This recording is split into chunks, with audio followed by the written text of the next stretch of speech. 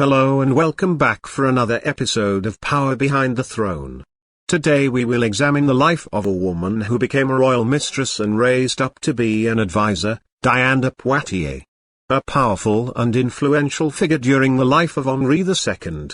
Before we begin, if you are new to our channel and you like our content, make sure to subscribe and ring the bell, so you won't miss a new video. Now let's get started.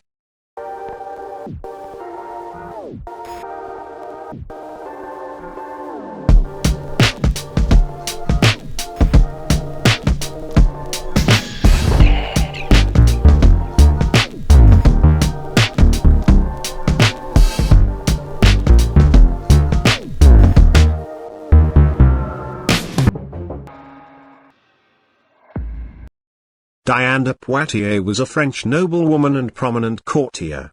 Born on 9th of January 1500, in Château de Saint-Vallier, France. Unusually athletic, Diane kept a fit figure by riding and swimming regularly.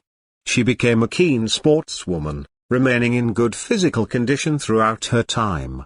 She was also educated according to the principles of Renaissance humanism, including languages of Latin and Greek, rhetoric, etiquette, finances, laws, and architecture.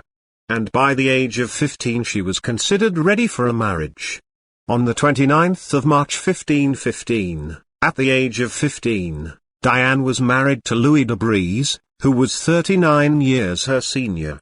He was a grandson of King Charles VII by his mistress Agnes Sorel and served as a courtier to King Francis I.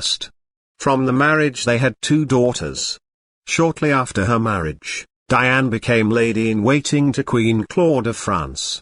After the Queen died, she served in the same capacity to Louise of Savoy, the king's mother, and then Queen Eleanor of Austria.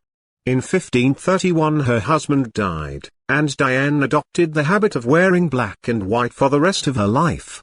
These were among the permitted colors of mourning and the symbolic colors of the sides of the moon, playing on her name which derived from the Roman moon goddess.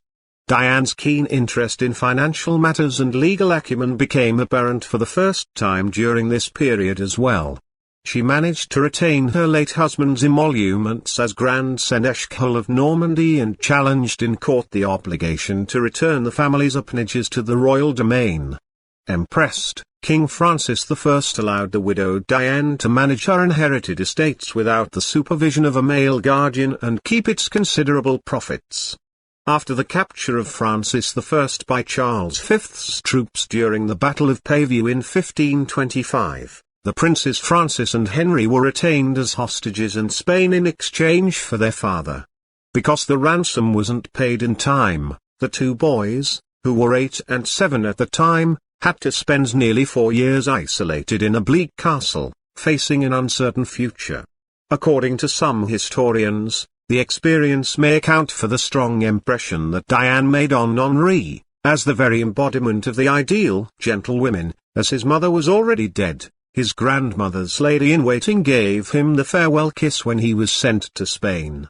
In 1533, Henri married Catherine de' Medici despite opposition to the alliance, since the Medicis were no more than merchant upstarts in the eyes of many in the French court. However, Diane approved of the choice of bride, to whom she was related, their grandmothers being sisters.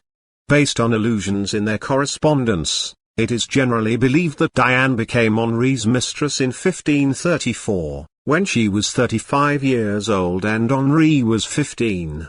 As the couple remained childless and she became concerned by rumors of a possible repudiation of a royal wife that she had in control, Diane made sure that Henri's visits to the marital bedroom would be frequent, to the point that he had 10 legitimate children.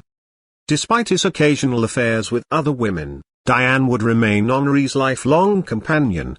For the next 25 years, she would be one of the most powerful women in France.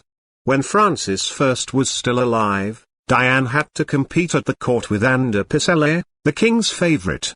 But after Francis' death, his son Henri had Diane banned from government. By then, Diane's position in the court was such that when Pope Paul III sent the new queen the Golden Rose, He didn't forget to present the royal mistress with a pearl necklace. She received the prestigious title of Duchess of Valentinois in 1548 and was made Duchess d'Étampes in 1553. Although she wasn't openly involved, Diane's sharp intellect, confident maturity and loyalty to Henri II made her his most dependable ally in the court. He trusted her to write many of his official letters, which were signed jointly with the one name Henri Diane. Until 1551, she was in charge of the education of Henri's children, and gave orders to their governors. Her daughter Françoise managed the Queen's household as chief lady-in-waiting. The King's adoration for Diane caused a great deal of jealousy on the part of Queen Catherine, particularly when Henri entrusted Diane with the crown jewels of France and gave her the Château de Chenonce, a piece of royal property that Catherine had wanted for herself. However, as long as the king lived, the Queen was powerless to change that. Most of the sources in Diane's hand are accounts, demonstrating her meticulous attention to finances. She profited from the confiscation of Anne de Poitiers' estates and managed the lands well, to the point where she was one of the most successful royal mistresses in acquiring wealth. Diane used her income to build castles, making strikingly effective use of Renaissance arts and rhetoric. Although her ownership remained with the crown until 1555, Diane was the unquestioned mistress of Château de Chenonce, the jewel of the Loire Renaissance palaces. In 1555, she built the arched bridge joining the chateau to its opposite bank and oversaw the planting of extensive gardens filled with varieties of fruit trees. Set along the banks of the river, her exquisite gardens were famous and copied. But despite wielding such power over the court, Diane's status depended on the king's welfare and remaining in power. In 1559, Henri was critically wounded in a jousting tournament and his wife Queen Catherine soon assumed control, restricting access to the royal chambers. Although Henri was alleged to have called out repeatedly for Diane, she wasn't admitted to his deathbed nor invited to his funeral. She was immediately obliged to give to the Queen Mother the Château de Chenonce in exchange for the less attractive Château de Chaumont, a punishment much less severe than the ones suffered by other royal mistresses. Diane lived out her remaining years in her château in Annat, where she lived in comfortable obscurity as a virtual exile. During the French Revolution, her tomb was opened and her remains thrown into a mass grave. When French experts dug up her remains in 2009, they found high levels of gold in her hair. It is suggested that the drinkable gold that she reportedly regularly took, believed to preserve youth, may have ultimately killed her. Thank you for watching. See you next time.